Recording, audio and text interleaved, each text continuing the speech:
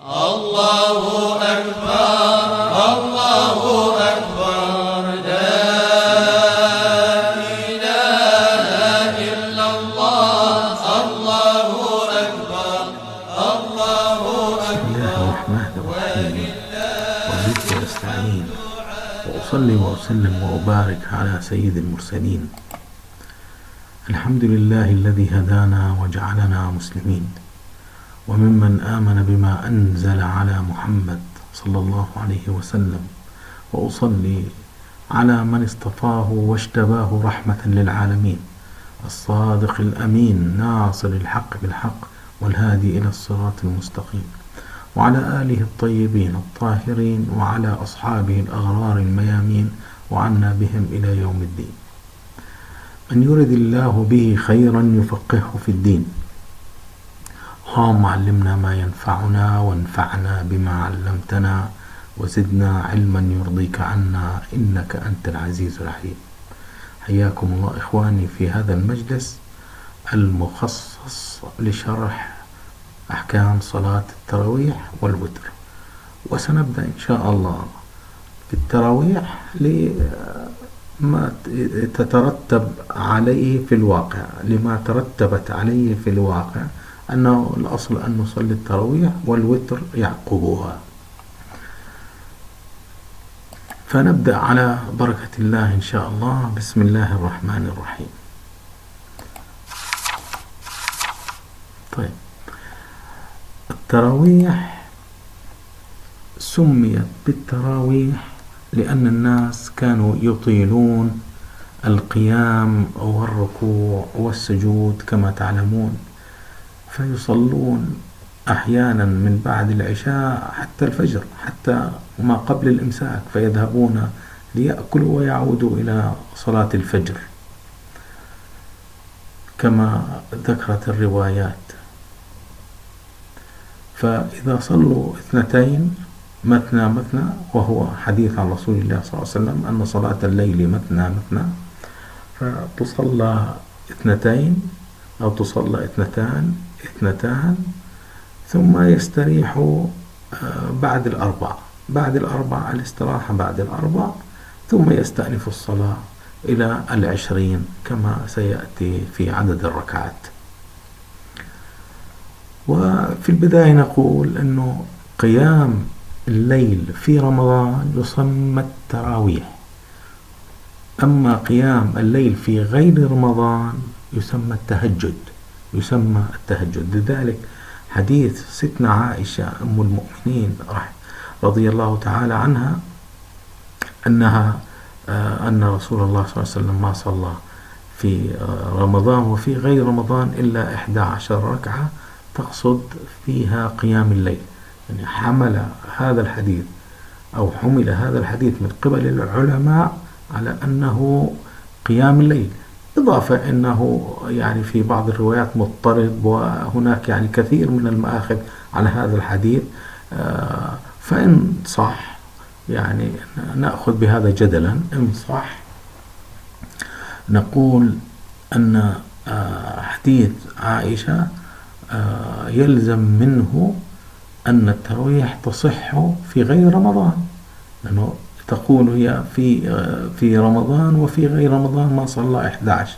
طيب، إذا اعتبرنا أن التراويح هي 11 في رمضان، إذن يجوز أن نصلي ما في غير رمضان قيام الليل ونسميه تراويح، وهذا يعني فاسد. هذا الفكر التأويل فاسد، لذلك لم يأخذ به أهل العلم، كما أنهم لم يأخذ به لعدة أسباب ومبررات كذلك الأمر، كما سيأتي إن شاء الله في هذه المجالس التي سنشرح فيها التراويح.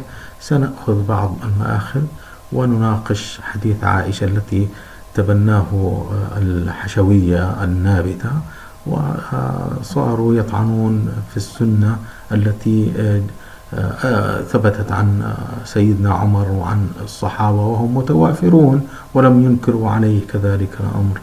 وحتى عائشة يعني لم تنكر عليه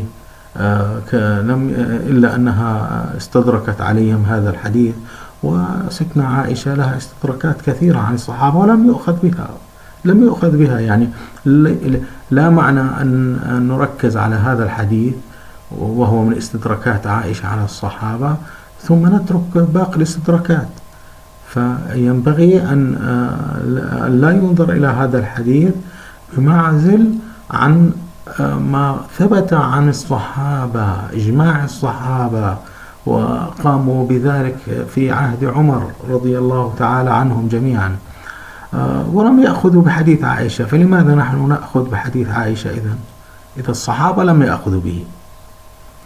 لذلك إن شاء الله نناقش هذه المآخذ التي اعترض عليها العلماء فتركوا العمل بحديث عائشة واعتبروه حملوا، يعني لا نقول أنهم تركوه مطلقا، إنما نقول أنهم حملوه على قيام الليل وهو الصحيح. طيب الآن نرجع لمسألة التراويح. قلنا أن مثنى يصلون 4 ثم يستريحوا ويستأنفون مثنى ويصلون 4 هكذا إلى 20 ثم يوترون. الشفع منفصل عن الوتر ويجوز طبعا كما عند الشافعية، لكن الأفضل عندنا أنه يفصل الشفع عن الوتر وهو الأفضل بسلام طبعا، يعني يفصل بصلاة مستقلة، صلاة الشفع مستقلة عن صلاة الوتر، والوتر هو ركعة واحدة. طيب الحديث ابن عمر، قول عمر رضي الله تعالى عنه: نعمة البدعة هي، يعني هي في الأصل سنة، يعني لا يقصد بها عمر رضي الله تعالى عنه أن في نفس الأمر أنها بدعة، إنما يقصد تجميع الصحابة بعد أن كانوا يصلونها أوزاعا متفرقين، الجماعة هنا وجماعة هناك وأفراد هناك ومنفرد هناك، فجمعهم في أول الأمر كما في الروايات إن صحت، جمعهم على إمامين، الإمام للنساء وإمام للرجال، ثم فيما بعد جمعهم بجماعة واحدة يصطفون فيها كما نعهد في الصلاة الفرض، وهي أن النساء خلف الرجال وهكذا.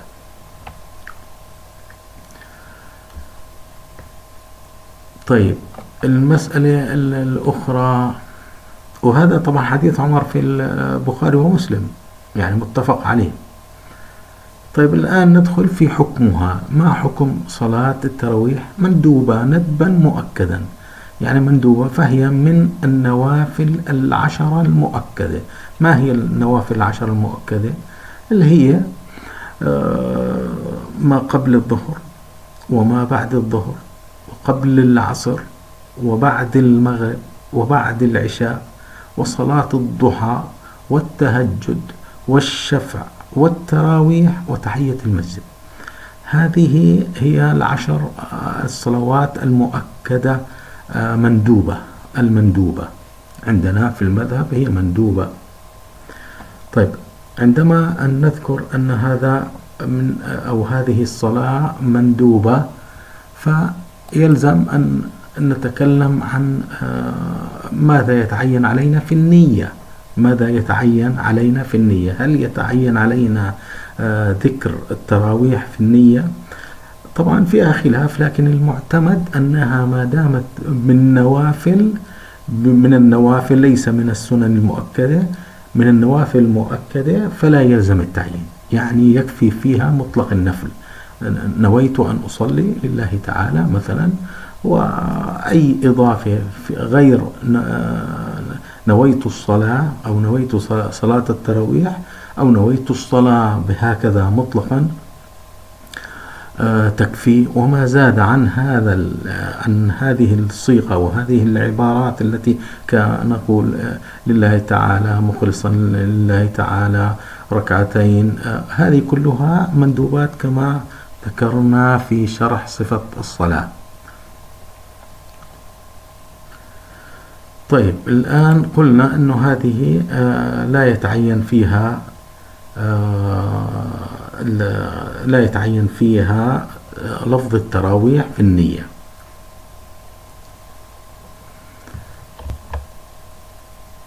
طيب من قبل أن ننتقل إلى أحكام النية وأحكام الصلاة كذلك الأمر صلاة التراويح أقصد، نقول وقت الوتر، وهذه من مفردات المذهب المالكي، وقت الوتر في زمن العشاء، نقول في زمن العشاء وليس بعد العشاء، لأن هنا فرق واضح بيننا وبين الجمهور. هم يقولون أنه بعد العشاء،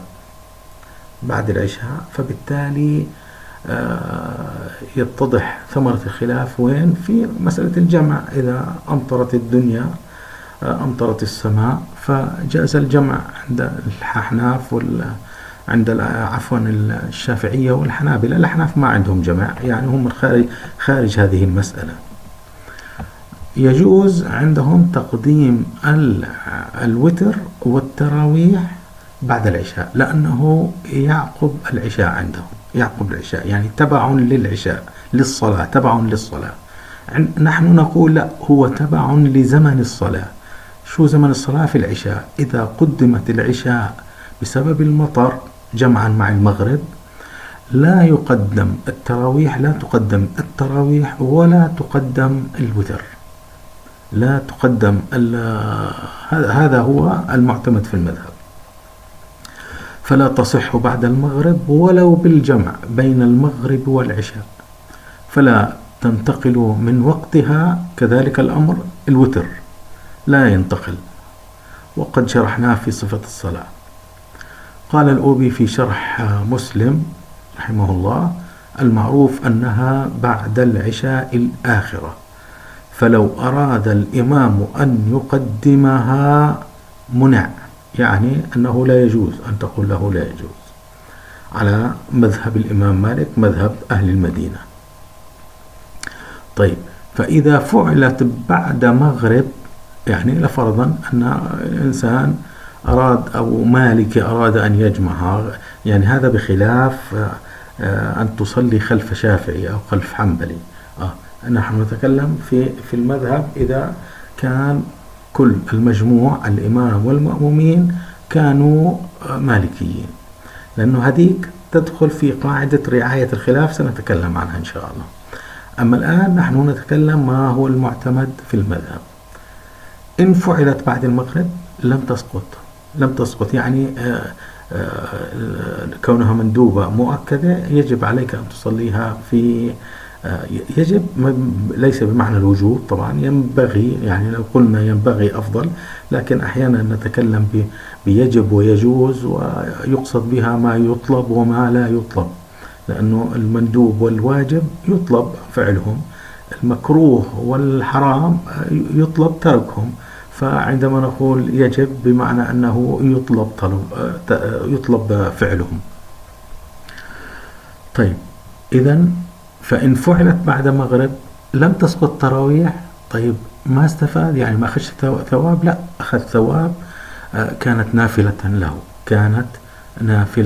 له لا تراويح. هذا القصد، كما يفيده رد ابن عرفة على تلميذه الأوبي، يعني هذا قول ابن عرفة أنها تحسب له نافلة، لكن حسب ضوابط المذهب لو كانت مثلا هذه سنة مؤكدة أو فرض لا تحسب له نافلة، لكن لأنها مندوبة هي في وضع أقل رتبة في المدرك الفقهي، لذلك تحسب.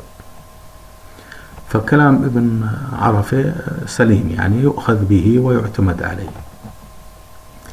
عدد ركعاتها مشهور المذهب 39. مشهور المذهب 39. طبعا 9 مذكر لأنه ركعة، 39 ركعة، والراجح 23. إذن المفتى فيه عند المالكية هو 23، وبعضهم يفتي ب13 على حديث ابن عباس طبعا. لكن نحن نقول كمذهب، المذهب هو المفتى به حاليا 23، أما مشهور المذهب 39، وهو عمل أهل المدينة، والذي لا يجب أو لا ينبغي علينا قصدا معارضة هذا، لأن المذهب بني على عمل أهل المدينة، بني على عمل أهل المدينة، لأننا نرى في عمل أهل المدينة أنه متواتر عملي، فهو أعلى درجة من خبر الأحاد. الشافعية مثلا والحنابلة يعتمدون على النص، في نص أخذوا به، ما في نص ما أخذوا به. هذا منهج، هذا منهج. يعني لم يعجب الإمام الشافعي رحمه الله منهج، مع أنه كان مالكيا، يعني خرج من الحجاز ومن المدينة إلى العراق وكان كان مالكيا. كذلك الأمر في العراق كان مالكيا ويناقش على أنه مالكي، بغض النظر أن قد يكون له آراء يعني أو أقوال مخالفة للمعتمد وليس مخالفة للمذهب، لأنه عندما يعني تناظر مع أبي يوسف على ما أذكر، عندما تناظر مع أبي يوسف يعني استحلفه بالله أصاحبنا، يعني قال له أصاحبنا، يقصد الإمام مالك، يعني لا يقول هذا إلا إذا كان يعني مالكي، فيقول أنشدك بالله أصاحبنا أفقه من صاحبكم، يقصد الإمام أبي حنيفة.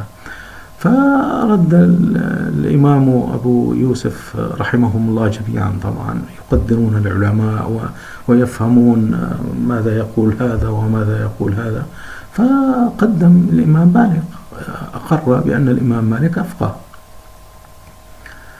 أو أعلم على ما أذكر، يعني حتى لا نخطئ في النقل، لا أذكر الآن، لا يحضرني، لكن يعني قدم الإمام مالك. وإحنا عرضنا هذه يعني الشاهد، هذا الرواية عرضناها لأجل أن نبين أن الإمام الشافعي كان مالكيا، ولا يهمنا ماذا حصل بينهما ومن هو الأفضل أو ومن هو الأفقه، إنما جئنا بهذا الشاهد لنبين أن الإمام الشافعي كان مالكيا، حتى إذا ذهب إلى مصر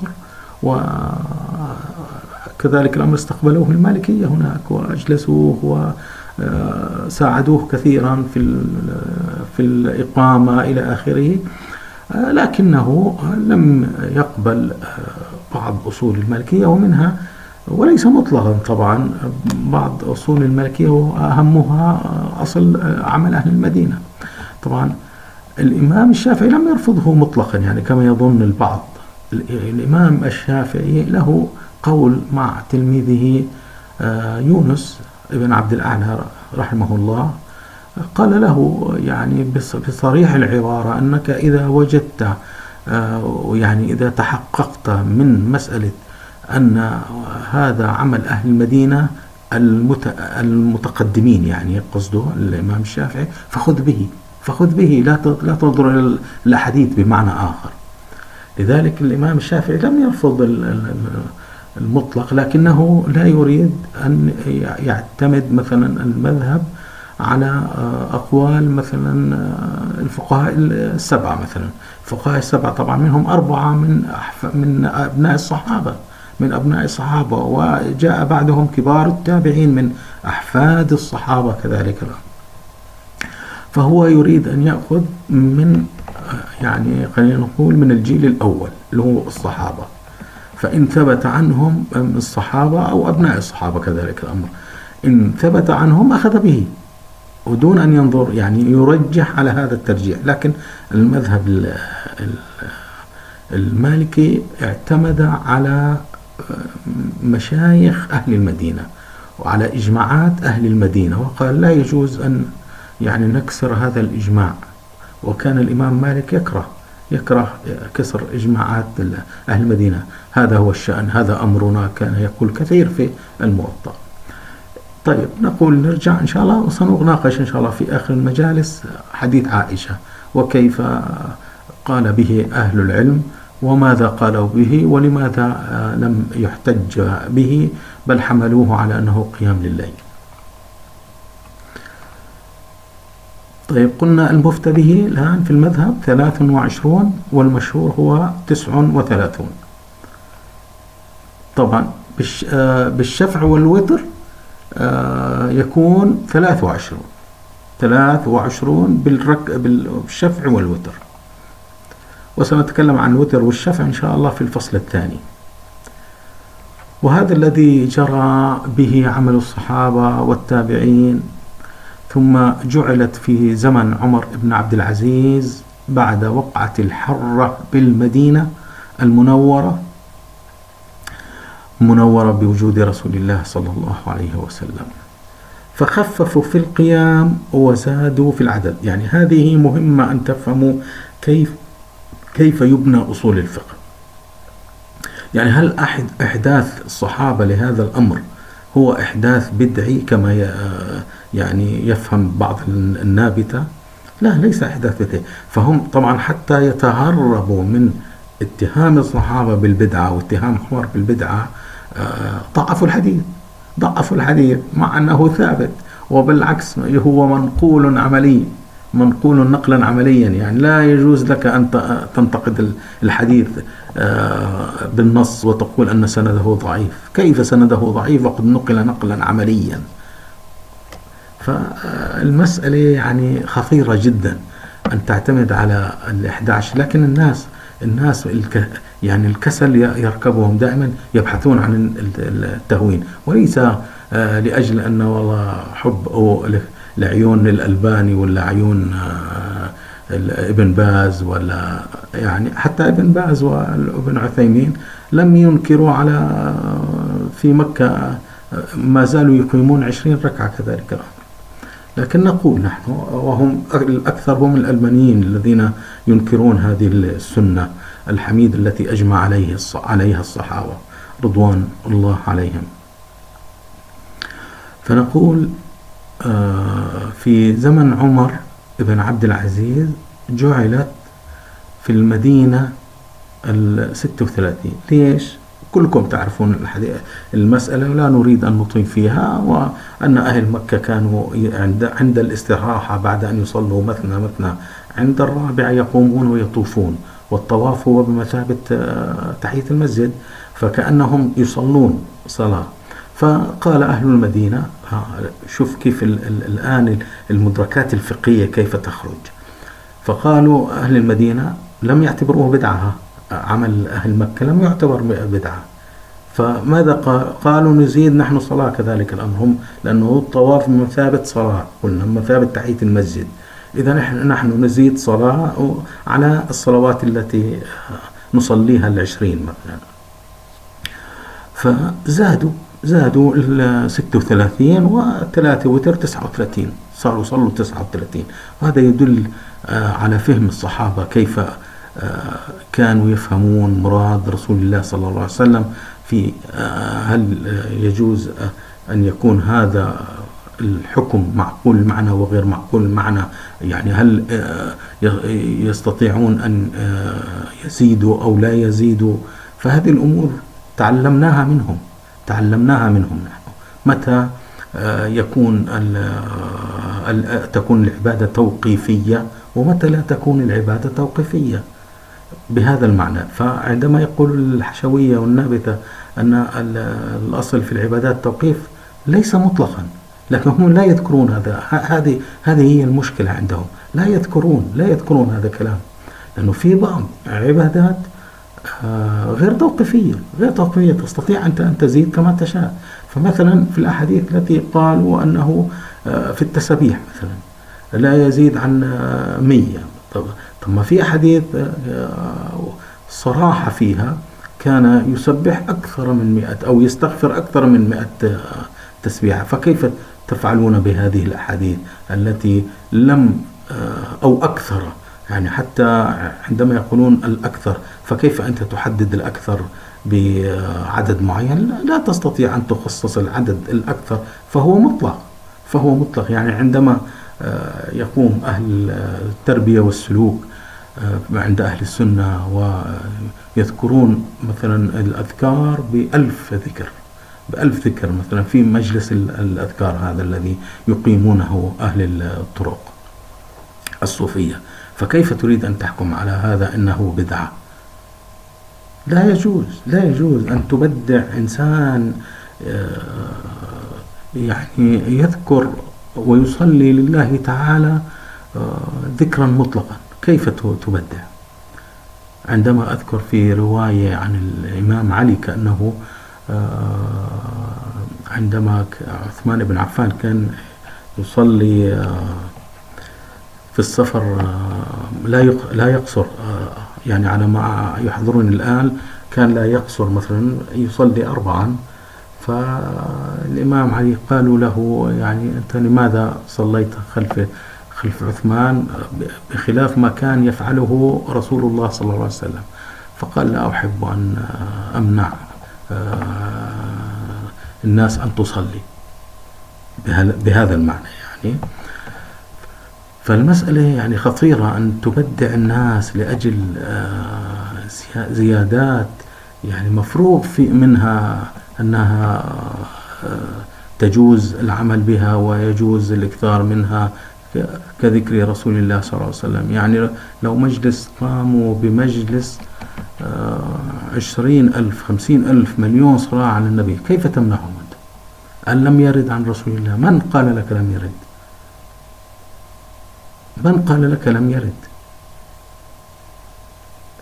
أنت محصل علمك أو محصل علمك أنه لم يرد، لكن بسياق أصول الفقه نعرف أن هذا جائز أو غير جائز بغض النظر وصلنا أو غير وصلنا، لأنه هي الشريعة التي جاء بها سيدنا رسول الله صلى الله عليه وسلم، التي جاء بها سيدنا رسول الله صلى الله عليه وسلم مفاتيح.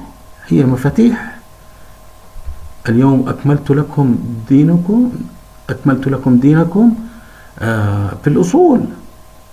لكن وقد ثبت في البخاري أن هناك أكثر من مسألة جاءت بعد هذه الآية. ففهم أهل العلم أن الدين اكتمل بالأصول ولم يكتمل بالفروع. الفروع تركها الزمن، فكل زمن يأتي علينا نوازل. فماذا يفعلون أهل العلم؟ يفعلون أنهم يقيسون بالأشباه والنظائر. هذا مبلغ علم أهل العلم في المعاصرة أو حتى ما قبل المعاصرة. يعني حاليا يأتي علينا نوازل، فكيف أنت تريد أن تفتي بها؟ الدين يصلح لكل زمان ومكان، فإن لم تفتي بها وتترك أي مسألة فأنت يعني كأنك طعنت أن الدين ليس لكافة الناس أولا وليس لكافة العصور. فلا بد للإنسان أن يعي ما يقول العلماء، فهم أدرى. لذلك رسول الله صلى الله عليه وسلم سماهم ورثة الأنبياء حقيقة. عندما يأتي رسول الله صلى الله عليه وسلم ويصفهم بورثة الأنبياء، ماذا بقي لك؟ يجب أن تقلدهم. لماذا يجب أن تقلدهم؟ لأنه ربنا في القرآن قال فاسألوا أهل الذكر إن كنتم لا تعلمون.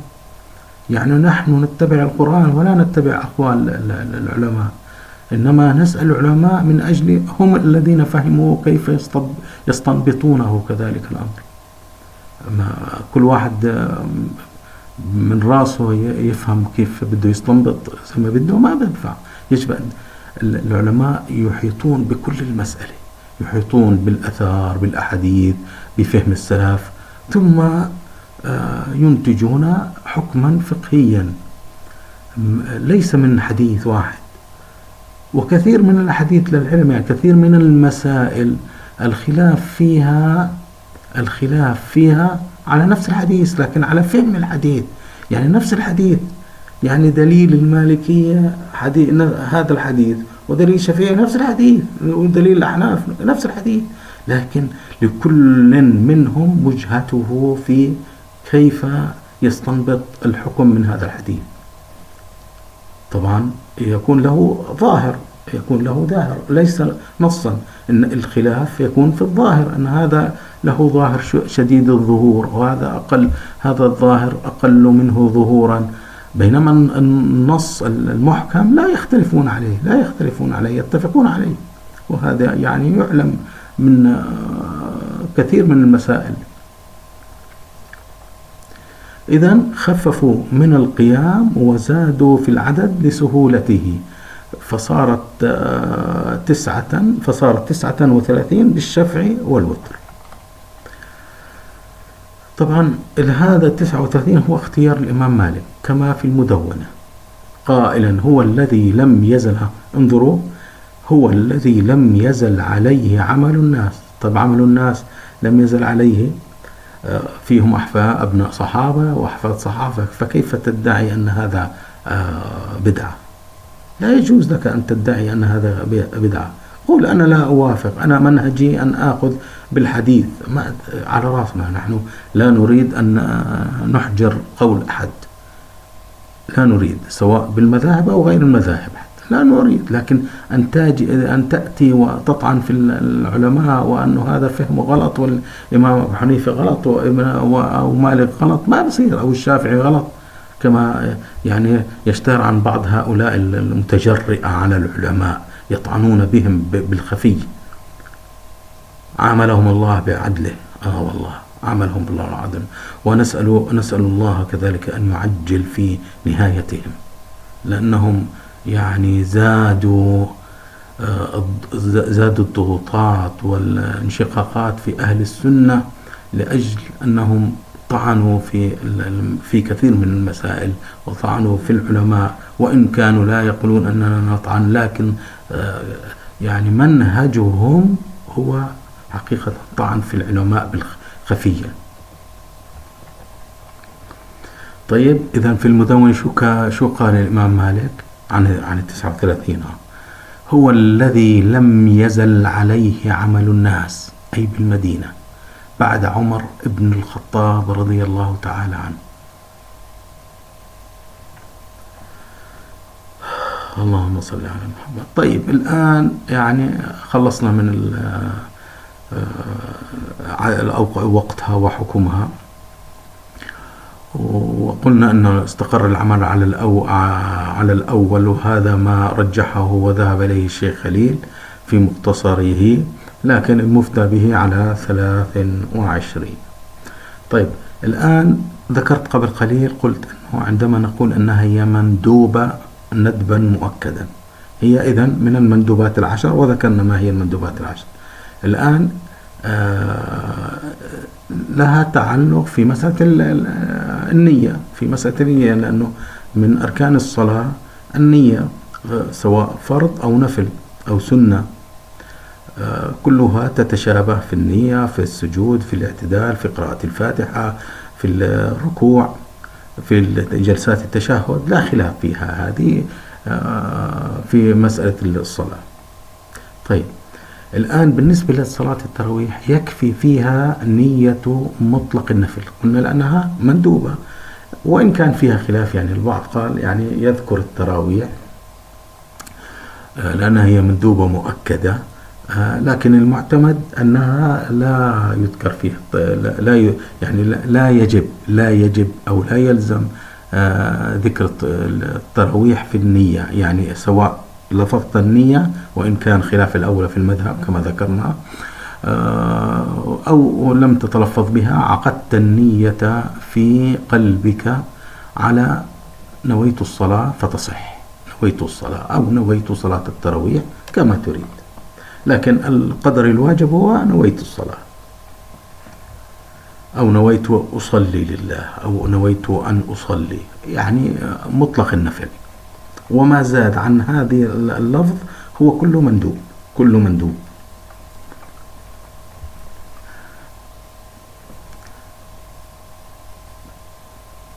مطلق النفل اللي هم من شو من المطلق النفل؟ الضحى والرواتب والتهجد وتحية المسجد، ذكرناها قبل قليل، وصلاة التراويح فيكفي فيها نية مطلق النفل، ويجب تعيين السنية في السنن كالوتر، يعني هذه مراجعة لما شرحناه في صفة الصلاة. تعيين السنية في السنن مثل الوتر والعيدين، يعني نويت الوتر، نويت. أما الشفع الشفع هو من المندوبات، من المندوبات، يعني نويت الصلاة تكفي، نويت أن أصلي سواء قلت شفعا أو غير شفع تصح الصلاة. لكن في السنية يجب التعيين، اللي هي كالوتر والعيدين وصلاة الكسوف والخسوف وصلاة الاستسقاء وسنة الفجر. سنة الفجر لأنها هي بين السنة وبين المندوب، فنسميها في المذهب رغيبة، رغيبة مرغب بها، فهي أعلى رتبة ومدرك فقهي أعلى من المندوب، فبالتالي يتعين عليك أن تقول أصلي سنة الصبح أو أصلي سنة الفجر كما تريد، فيجب أن تذكر الصلاة، يتعين عليك ذلك إضافة إلى القصد والفعل. وكذلك الاستسقاء والكسوف والخسوف، كل هذه سنن يجب يلزم منها أن يتعين عليك أن تذكرها في النية أو تعقد القلب فيها كذلك. وصلاة العيد كذلك الأمر، يعني أنتم ذكرناه احنا منها من السنن صلاة العيد. في كذلك الأمر في الفرض يجب أن تذكر الفرض، ذكرنا هذا الكلام، يعني نويت أصلي فرض الظهر، نويت أن أصلي فرض، إذا كنت في الوقت يعني حتى لو لم تذكر الظهر جاز. طيب، لا يجب نية الإمامة فيها، لماذا؟ لأنها تصح منفردا. قلنا أن نية الإمامة تجب على كل صلاة لا تصح إلا بالجماعة، كصلاة الجمعة، قلنا صلاة الجمع الصلاتين كذلك الأمر.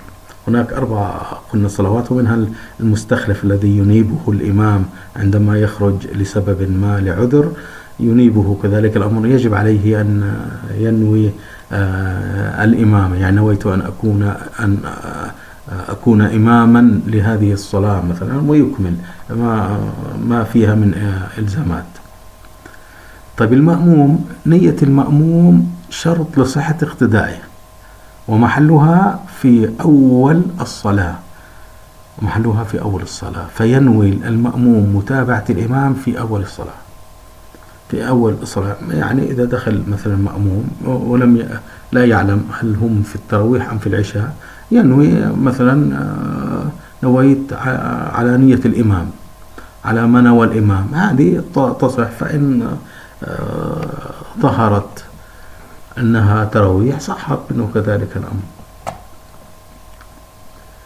لأنه نية المأموم قلنا شرط صحة، نية الإمام شرط، يعني الإمامة، نية المأموم الاقتداء، يعني نية الإمام بالإمامة شرط صحة في بقيد، وهو الصلوات التي لا تصح إلا بالجماعة،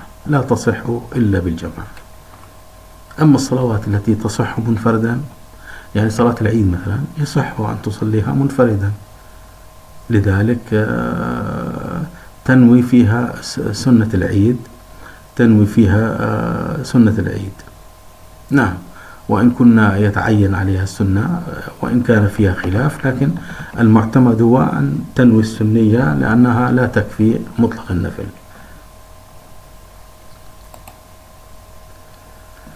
طيب، في مسألة ثالثة في النية كذلك الأمر، يجب اقتران النية بالتكبير مع جواز التخلف اليسير. قلنا يجوز التخلف اليسير عن تكبيرة الإحرام، يعني واحد داخل المسجد نوى حتى وصل ودخل الصلاة تصح، حتى بالفرض كذلك الأمر، يعني بالمناسبة اللي هو مسألة اقتران النية بالتكبير، هذه يعني مسألة عند الجمهور أنه يجوز التخلف اليسير، بخلاف الشافعية قالوا يجوز التخلف اليسير بشرط الاستصحاب، لكن ظاهر كلام الجمهور أنه ولو بغير استصحاب، لكن ألا يأتي بمناف كالكلام مثلا، أو أن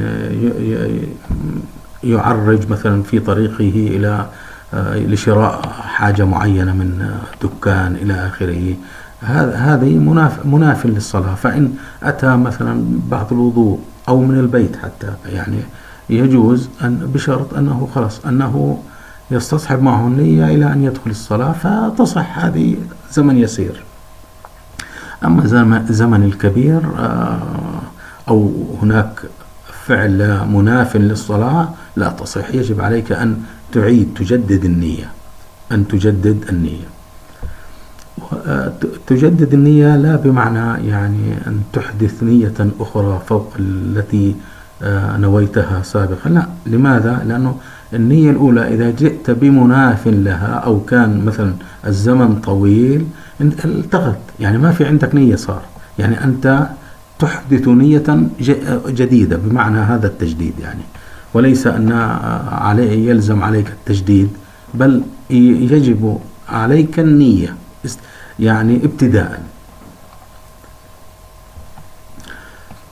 طيب الآن نتكلم على مندوباتها، أو نؤجل المجلس القادم إن شاء الله، نؤجل المجلس القادم وسنتكلم عن المندوبات إن شاء الله. فإلى ذلك اللقاء أستودعكم الله، والسلام عليكم ورحمة الله وبركاته.